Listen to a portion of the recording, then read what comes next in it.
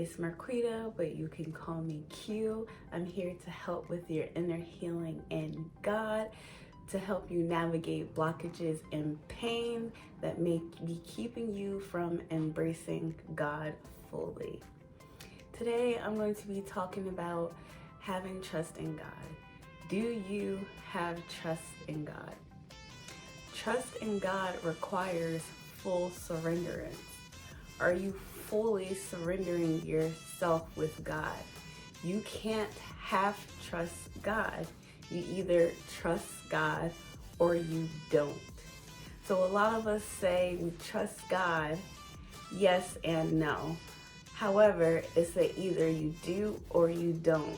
Do you trust God or do you not? Trust depends on the reliability in the person. Do you believe in the reliability of God? If you believe in the reliability of God, then you would commit yourself to full surrenderance of God. You will release your control, your burdens, your worries, your sorrows, and surrender them to God.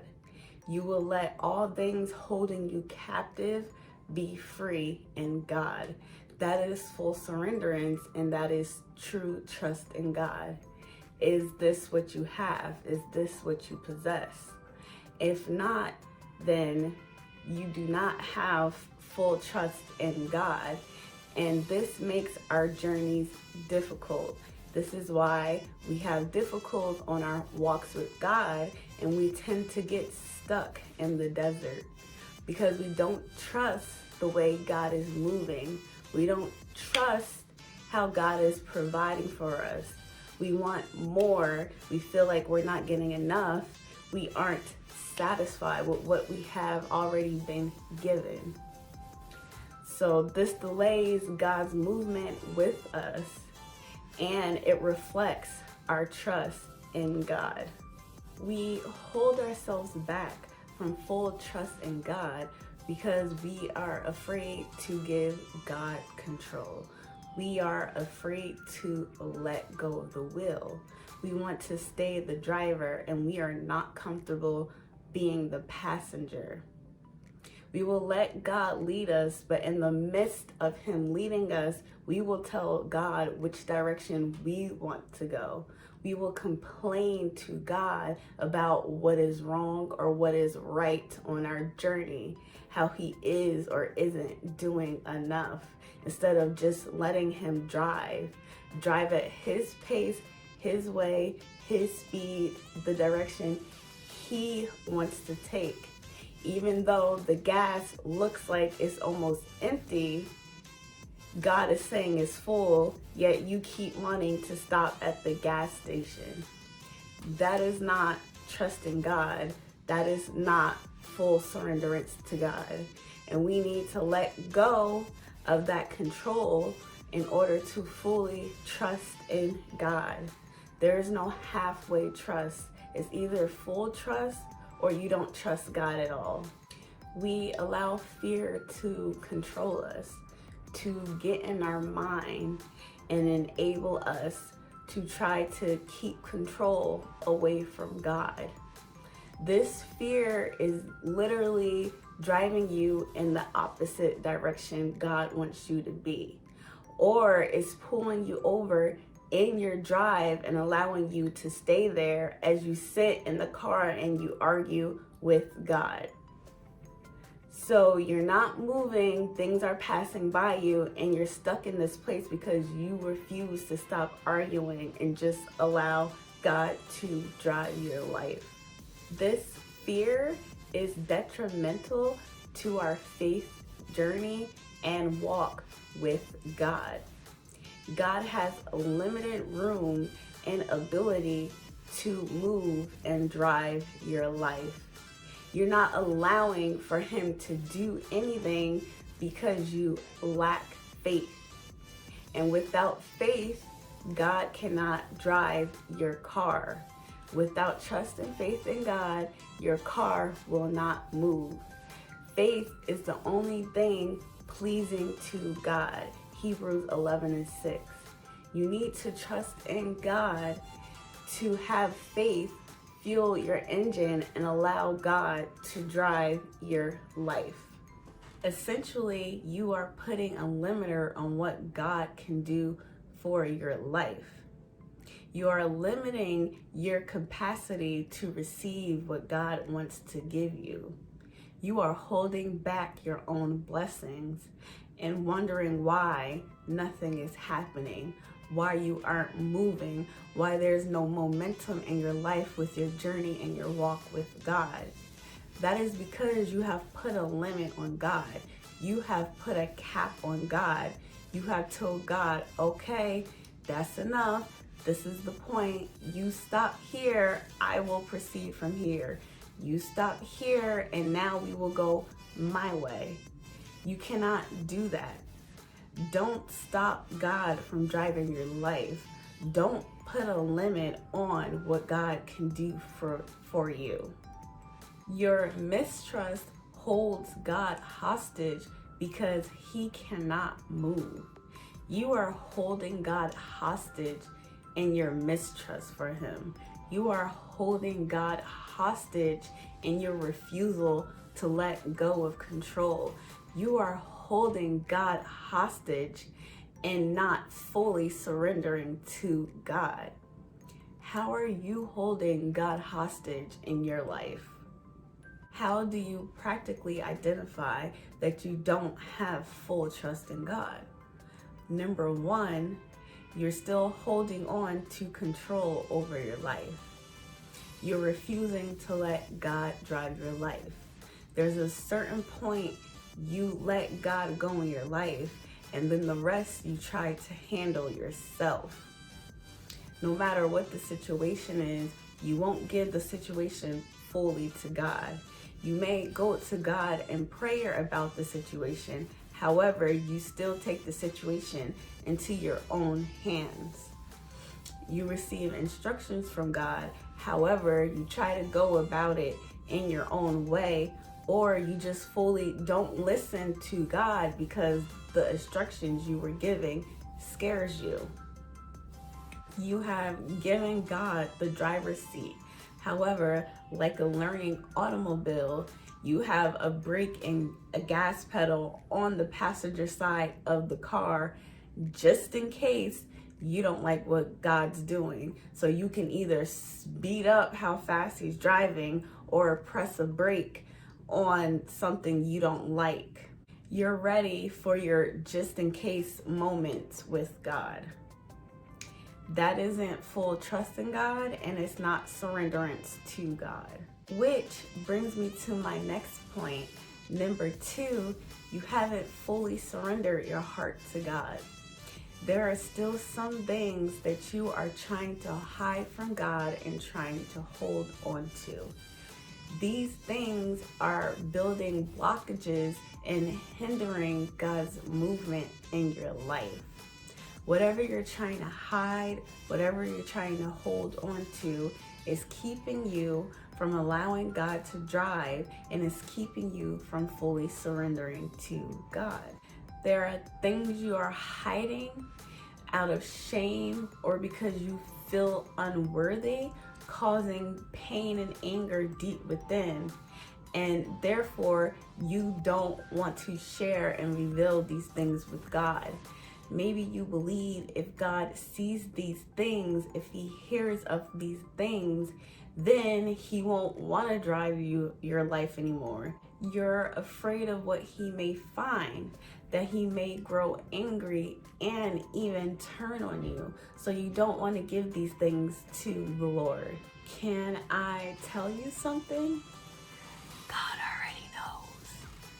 God already knows what you're hiding from him. God is just waiting for you to show him and reveal it to him. He wants you to use your free will and reveal it to him and put it at his feet. He wants you to fully surrender to him. God already knows, and he still loves you. So essentially, you are blocking yourself from embracing God. God already has his hands open, wide open, waiting to receive you and hug you. And you're the one keeping yourself from God's embrace because you refuse to show him something he already knows about. Number 3, you keep dabbling back into the world. The way of the world keeps catching your eye, and you keep going back there just in case you have to. And this is why you keep looking back, just in case you have to. Just in case God fails, you have a backup plan. So you are keeping your eye on the things and the ways of the world, and you keep dabbling in and out of the ways of the world. Your need for instant gratification hasn't left yet. Just like the children of Israel, you complain and fail to realize and recognize what God is doing and what God has already done for you in your life. Number 4, you don't fully acknowledge God's character and reliability. You don't fully trust who God is. You don't fully believe the words in the Bible and who the Bible tells you God is. In a way, you side-eye God's character because there isn't evidence in your life. There's not proof in your life of what God is doing for you. So you do not stand in the promises of God or the words of God. You sit around in your prayers or you speak, God, if only this, God, if only you could show me that, God, if only I could see this, then I know you are real. You are heavily dependent on miracles and signs to show you proof of God in order for you to trust him. God, if only you can provide me with this, then I will know. Then I will know and I can trust you. You are heavily dependent on signs for your belief and trust in God. The Bible states, blessed are those who believe without seeing. I'll repeat it again. Blessed are those who believe without seeing. That is a word from God. It is written. Yet you're sitting here having your trust dependent on things you can see, on evidence to happen. Mistrust in God shows your dissatisfaction with God. You aren't satisfied with your life. And as much as you say you don't blame God, you do. This mistrust in God, this dissatisfaction with God is a setup for failure and why things aren't moving and progressing with your life. We have to stop blaming God for our lives not being where we want them to be or not being at where they're supposed to be and where God has ordained us, because we are hindering God from moving in our life. We are blocking God ourselves. We are holding God hostage. Trusting someone means you view this person as honest and reliable. What makes you view God as unreliable and dishonest? What is truly holding you back from full surrenderance in God? You need to sit down and ask yourself these questions. Write them out in a journal so you can come to knowing and understanding these things for yourself so you can move forward past them. Give God your surrenderance, your trust, lay them at his feet and allow him to move forward in your life. What practical steps can you take to build and strengthen your trust in God? One is get to know the character of God. Get into your word. Study your word daily and come to know the character and the reliability of God. You have to know who God is and what he promises you to trust God. And then you have to live in, stand in, and believe in these promises God has over your life. Pray these promises of God over your life. Who is God to you? What is God's character to you? Knowing someone's character is your biggest factor in whether or not you trust them. 2, begin to build an intimate relationship with God. Cut out the religious aspect and get to know God. Get to know God in intimacy. Come forward and sit in the presence of God. Journal to God. Write down how you're feeling, what's going on in your life. Communicate and talk to God. Commune with God daily. Approach Him as a friend and your Father. Be humble and show respect towards God. And really just sit with Him and talk. Number 3, tend to your faith. Faith and trust are two sides of the same coin. When your faith increases, your trust in God increases. How are you watering your faith? How are you building and maintaining your faith? You increase your faith by staying in the Word and relying on the promises of God. Faith gives you assurance and confidence, and trust gives you freedom in the reliability of God. Proverbs 3:5-6. Trust in the Lord with all your heart. This gives your whole heart in surrenderance to God. Give everything you have to God. Give Him your full heart, everything that's in it, the good, the bad, and the ugly. Give it to God. Do not depend on your own understanding. That means do not look through things in your view. When you look through things in your view, things can become distorted. You try to take control away from God. This causes doubt, fear, worries, mistrust, and misalignment with God. Seek His will in all you do. Constantly seek the guidance of God. You should be spending time with God daily. Separating and having that quiet time with God daily is a must. Seek His guidance through His Word and through His counsel. Where does He want to lead you? Where does He want you to go? This gives you trust in God when you're seeking guidance from Him. When you're seeking His counsel, you know where He wants you to go. He's giving you the steps. He's telling you the order to go. But if you aren't seeking His face, if you're not seeking counsel with God, you don't know where God's going. So you do not have trust in how God is moving in your life.